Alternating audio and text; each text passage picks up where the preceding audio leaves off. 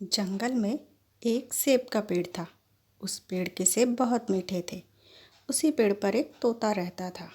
वो तोता उस पेड़ पर ना तो किसी को आने देता था और ना ही उस पेड़ के सेब किसी और को खाने देता था। जो भी पंछी उस पेड़ की तरफ आता, तोता उससे लड़ पड़ता और भगा देता। अब तो कोई भी पंछी उस पेड़ की तरफ जाता ही नहीं था। एक दिन एक नीली चिड़िया उस तरफ आई और पेड़ की डाल पर बैठ गई। उसे पेड़ पर बैठा देख तोता चिल्लाया, अरे चिड़िया, तुम इस पेड़ पर कैसे आ गई? क्या तुम्हें नहीं पता इस पेड़ पर मेरे अलावा कोई नहीं आ सकता?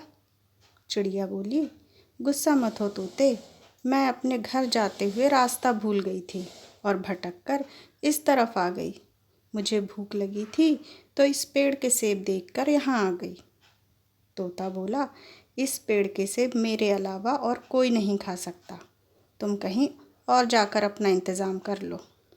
इन दोनों की बातें बगल वाले पेड़ पर बैठी गिलहरी सुन रही थी। उसने चिड़िया से कहा, चिड़िया, इस पेड़ पर आ जाओ। ये तोता तुम्हारी कोई मदद नहीं करेगा। मैं तुम्हें खाना देती हूँ और तुम्हारे घर का रास्ता ढूंढने में तुम्हारी मदद भी करती हूँ।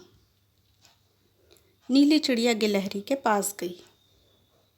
उसने उसे खाना दिया और उसका घर का रास्ता भी बताया। नीली चिड़िया ने गिलहरी को धन्यवाद कहा और अपने घर की तरफ उड़ गई। कुछ दिन ऐसे ही बीत गए। एक दिन तोता जंगल में घूमकर अपने घर लौट रहा था। तभी तेज़ बारिश शुरू हो गई और ओले भी गिरने लगे। तोता अपने घर की तरफ नहीं जा पाया। वो वहीं एक पेड़ पर रुक गया। उसे उस पेड़ पर एक घर दिखाई दिया। उसने उस घर का दरवाज़ा खटखटाया। दरवाज़ा खुला तो अंदर से नीली चिड़िया बाहर आई। तोता नीली चिड़िया को देखकर हक्का बक्का रह गया। उसने सोचा, कुछ दिन पहले इस चिड़िया को मेरी मदद की ज़रूरत थी, तब मैंने इसकी मदद नहीं की थी।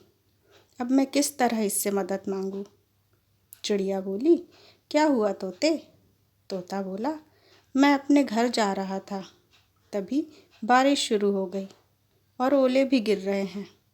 अगर मैं बाहर रहा तो मर जाऊंगा। चिड़िया बोली, तुम अंदर आ जाओ मेरे घर में।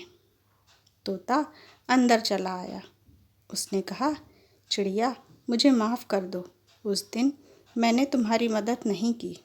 चिड़िया बोली, कोई बात नहीं, लेकिन अब अगर किसी को तुम्हारी मदद चाहिए हो तो ज़रूर मदद करना और अपने पेड़ के सेब भी सबके साथ बांट कर खाना। तोता अपने किए पर शर्मिंदा था। उसने वादा किया कि अब वो सबके साथ मिलजुल कर रहेगा और सबकी मदद भी करेगा। कहानी अच्छी लगी हो तो लाइक शेयर कीजिए और चैनल को सब्सक्राइब कीजिए।